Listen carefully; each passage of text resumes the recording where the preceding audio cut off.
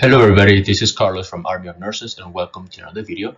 In today's video, we're going to cover intravenous therapy, the primary line. Now the learning objective for this video will be students will be able to demonstrate the inspection, setup, and use of the primary IV line to deliver IV fluids, carry out calculation for IV drip rates, and last but not least, demonstrate the priming of a primary line and execution of the calculated drip rate. All right, so the first thing we're gonna do is we're gonna check, make sure our doctor's orders are correct. So I just made these doctor's orders up. Our patient's gonna be cranberry bananas, no allergies. And as you can see over here, order number 1 from the physician is going to be start normal saline 0.9% IV at 100 milliliters an hour. Okay, so we check the doctor's orders there, and we have to make sure that our equipment is here. We're going to have our normal saline, and we're going to have our primary line. Okay, now the normal saline in here, as you can see, it is in a dual bag, which helps protect the saline itself. And the infusion tubing, as you can see over here, this is the primary tubing, and it is longer than the secondary one. Also, you're gonna notice up here at the very top, it shows you what is the drop factor. In here, in this set, is 10 drops in 1 milliliter. Now that's gonna come in very handy when you do your calculations to calculate the rate using gravity, which is what we're going to be doing. All right, first things first, we're gonna perform hand hygiene.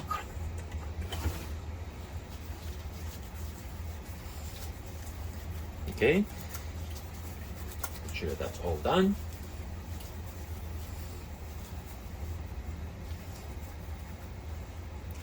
Now next, we're gonna remove our tubing, okay? Now from here, you're gonna notice that there is a little pre-cut line. I'm not sure if you can see it over here.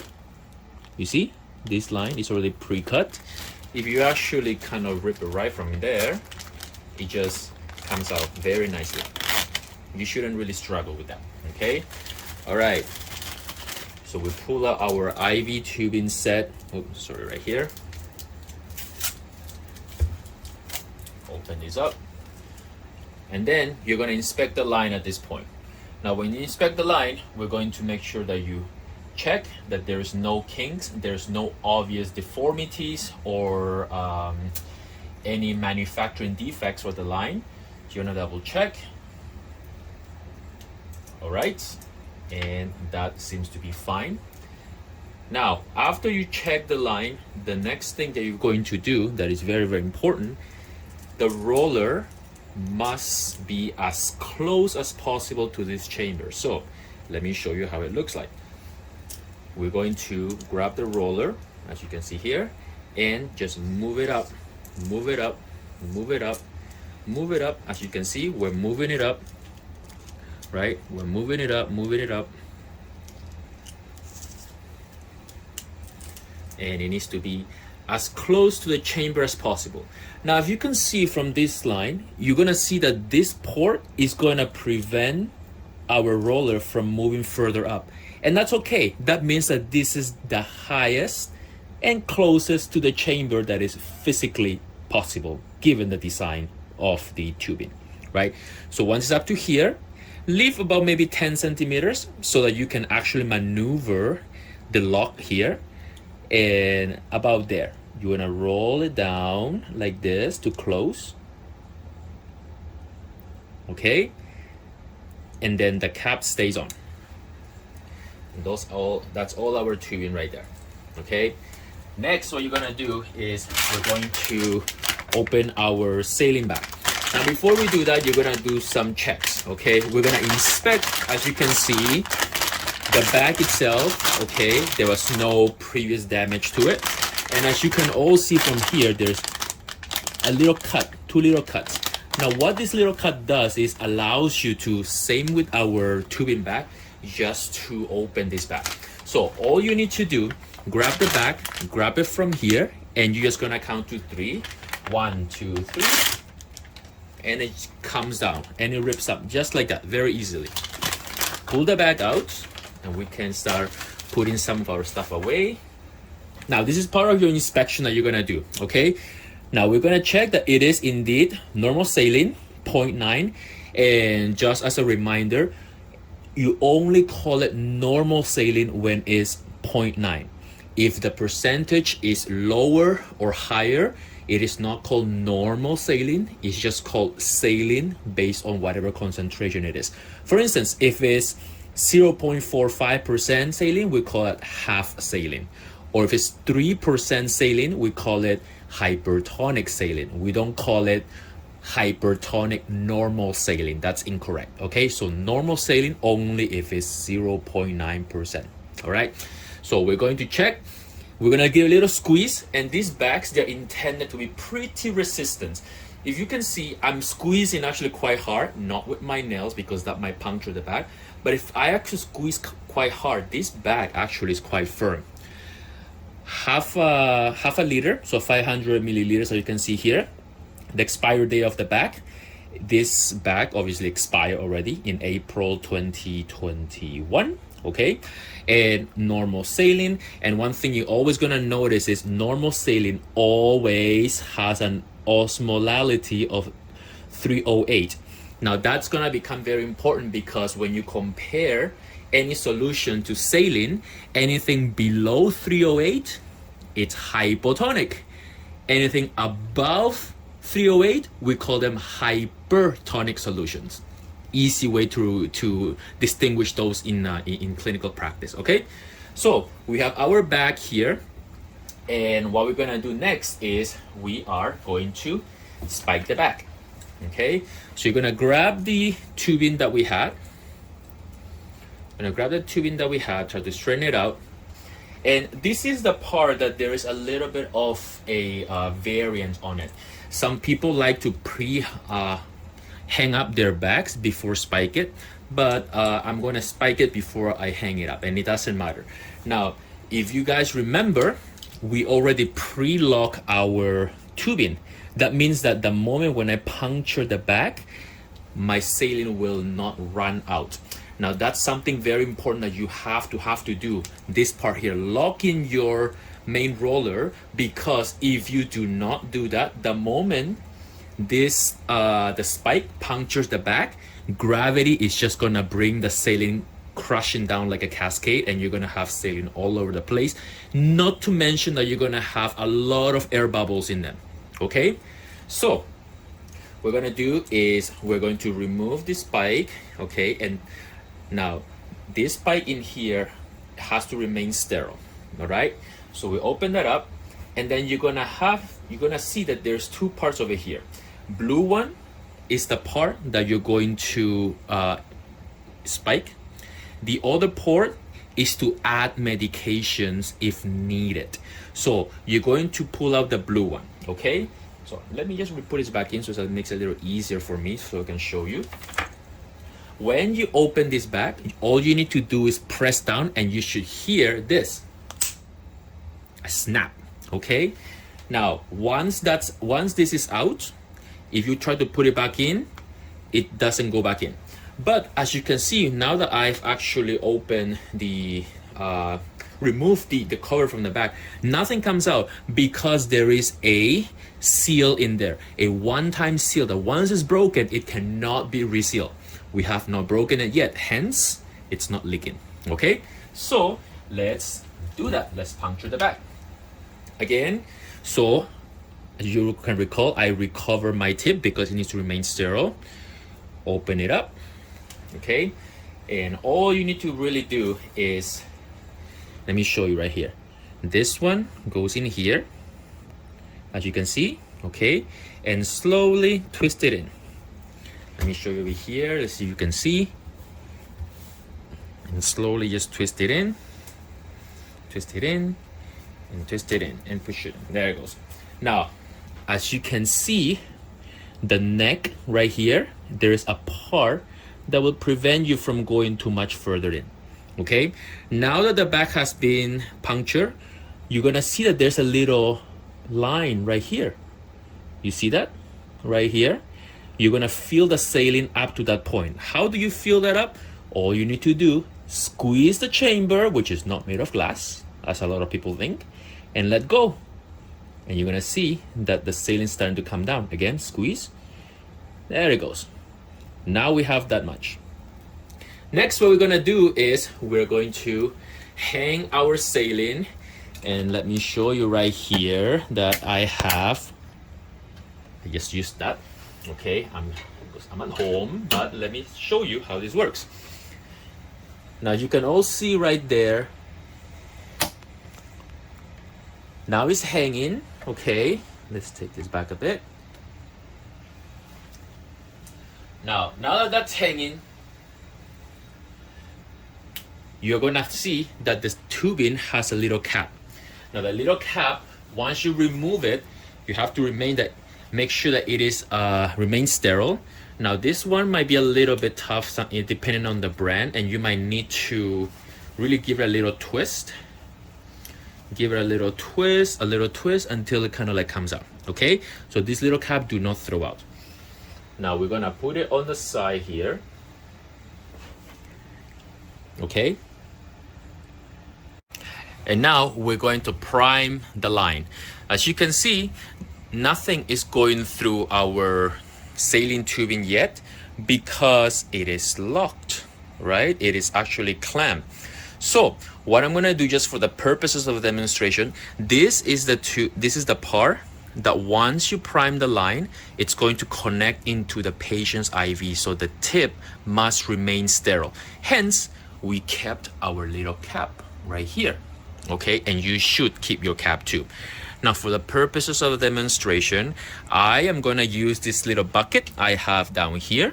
Okay, just gonna use this little bucket down here, and I'm just gonna use it to collect the saline. Obviously, in real life, you are not gonna do that. Okay, but I'm doing that so that I have enough hands to show you the demonstration in here. All right. Next, what you're gonna do is you're gonna open the little roller here slowly, and as I roll up, you're gonna notice that this shall start dripping. You see? And you can actually see the fluid moving down the tube. Now, if you're new at doing this, I would recommend that you take your time to let the fluid run through slowly. Okay, and there's two junctions that you need to make sure that that you get all the air out. As you can see, the tubing is rolling right now. This is the first hub, and for this hub over here, you must flip it over like this, upside down. Okay, flip it upside down like this, and then you're gonna give it a little flick, because you see how there's air in there.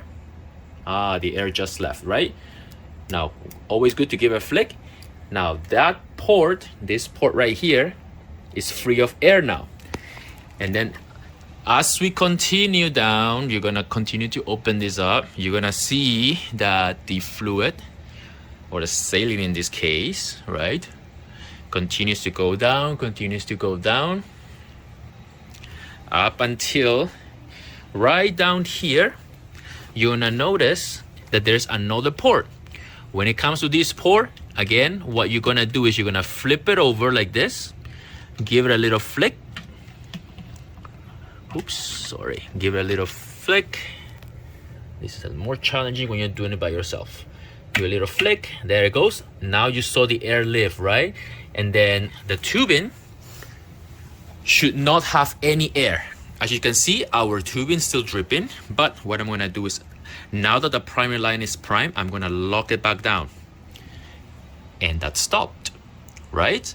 Now, time to inspect. As you can see, the line is primed with saline, right? But we should not see any bubbles in there. And this is a technique that I usually like to teach the students. Be patient. It takes an extra 30 seconds, but it will save you minutes if you're new at this, because you're going to be getting rid of bubbles if you rush this part. Okay? All right, next we're gonna calculate our drip, our rate. Okay, so as you can see over here, this is the formula that we're gonna use. Okay, so it's milliliters divided by time, and time must be minutes. If you use hours instead of minutes, you're gonna get the calculation completely wrong. Okay, so milliliters divided by minute times drops per milliliters. So where do we get that information? Well, milliliters per minute. Do you remember that the doctor's order was 100 milliliters per hour? So 100 milliliters per hour. But remember, I said that you should not use hour. You should always convert it to minutes. How many minutes in 1 hour? 60. Hence, 100 milliliters over 60 minutes. Great. Second part of the equation, times drops per milliliters. How did I get the 10 drops per milliliter? Well, do you guys remember from this package when I first showed you that the drip factor for this one here, as you can see, is 10 drops per milliliter, right? Hence, 10 drops per milliliter. So what you're gonna do is we can cancel out this milliliter from cross multiplications, right? Milliliter and milliliter on the other side cancel out. So that will leave us with 100 times 10, which equals 1,000. And we're gonna carry over, so 1,000 drops divided by 60 minutes, right? 60 minutes. So if you do the calculation, 1,000 divided by 60, it will give you around 16.6 drops per minute. Now, since we're doing this by gravity, there's no way that you can actually do half a drop or a fraction or a decimal of a drop. So you have to round up. Anything 5 and above, you round to the next number. Hence in here, 16.6, we're gonna do 17 drops per minute. And if anything is less than 5, you're gonna round down to 16. Now, please note one thing. When you do by gravity, you have to round up or round down, because you cannot do half a drop with gravity.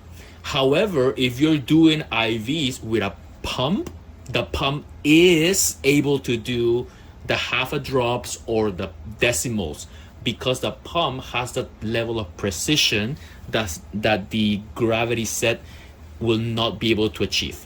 Okay, so please keep that in mind. Gravity, you cannot have half a drops, but with pumps, you are able to have half a drop, 0.6, 0.3, whatever the amount it is. So now all we need to do is get 17 drops per minute. Now here's a little trick that I can teach you. To get 17 drops per minute, and sometimes to actually get the dexterity to get that is a little bit challenging. So one way that you can do is there's the half and half trick. Okay, so if there's 17 drops in 1 minute, you can say half of 17 will become about 8.5, correct? And then half of 8.5 is about 4.25. So if you get 4.25 in 15 seconds, you can actually see that in 15 seconds, you should be getting roughly about 4 drops per 15 seconds. Now, where do I get the 15 seconds? Well, because 15 times 15 plus 15 is 30, plus 15 is 45, plus 15 is 60. Hey, there's 60 seconds in 1 minute. Do you agree? So in that sense, you don't need to wait 1 minute and now 1 minute just to get the rate, because it's not practical to do that. But if you actually count how many drops in 15 seconds, then it becomes easier that way. Okay, so either you can do the half and half, or you can divide the number per minute into 4. Now, where does it come the 4? Because there is 4 15 seconds. Do you remember? 15, 30, 45, 60. And that's where divided by 4 comes in. So let's see how that looks like in the IV. All right, back to our IV. You're gonna be using this roller clamp, the blue one, the big one, to regulate your IV rate, okay? And you are always gonna use this roller in the primary line to regulate your rates for the primary line and the secondary line when we do the secondary line for piggyback medications, okay? Please remember, this is the only one that you use. The reason why I mentioned that is because when we attach a secondary line, you're gonna see there's another roller there, which actually creates a lot of confusions for students. But if you remember this rule, only this roller from the primary line is gonna be the one to set the rate for your primary and secondary. Then if you remember that simple aspect, you will be okay. All right, so as you can see, we're gonna roll up slowly. And as we roll up slowly, you should see in our chamber that will start dripping again. Watch. Slowly. You see the drops coming? Right. All right. So as per our calculations earlier, we said that 100 milliliters per hour ends up being about 17 drops per minute, correct? If you don't know how we got there, you can rewind the video to the part where you got the calculations so you can review that part. All right. Okay. So I have my watch here. Let me just get the app up. Right here. All right, as you can see, there is the drip right there. Okay, so I'm going to press start and we're gonna slowly let this drip. And we said that we should get about 4 drops in 15 seconds or about 17 drops per minute, right? So let's do the count. You're gonna wait for the first drop to drop and then you start the counter, okay? So let's see. There it goes. Oops, sorry about that. These watches are, let's see. 1, 2, 3, 4. A little too fast. So let's try it again. So maybe we have to lower. So that means that we need to close it down a little more. When I mean close it, it means that the IV is gonna run slower. If I pull it up, watch, open, it's gonna go very fast, okay? So that's what I mean by it. So let's try it again. Now that looks a little too fast. Remember, we have to get about 4 drops in 15 seconds. And this is the part that really gets practice. There's no trick around this. It all comes down to dexterity and practice, okay? So let's take a look. Let's take a look at the watch here and let's see. After the first drop, you start the counter, okay? So let's see. All right, start the counter. 1, 2, 3. Oh, sorry, too slow, right? All right, so that means we need to open this up again, reset our timer, and let's try it again. 1, 2, 3, 4. Now it's too fast. So let's try it again. All right, so now we got the correct rate after a few tries. So you can all see over here, once it drops, we're gonna start our timer. Start the timer. Oops, sorry. Let's try that again. Drop, starts timer. 1, 2, 3, 4. So you can see The 4 drops was about 14 seconds, and that is acceptable. So you can do, and if it falls between 14 and a half to 15 and a half seconds, that's okay. All right, so let's try that again to reconfirm. And let's see that again. First drop, starts the timer. 1, 2, 3, 4, and the 4th drop was about 14 and a half seconds. So that is what 100 milliliters an hour through gravity looks like. And once that's set, then this is one of the first part of the primary line, where you set up a fluid for the patient, in this case just our normal saline, right, at 100 milliliters an hour.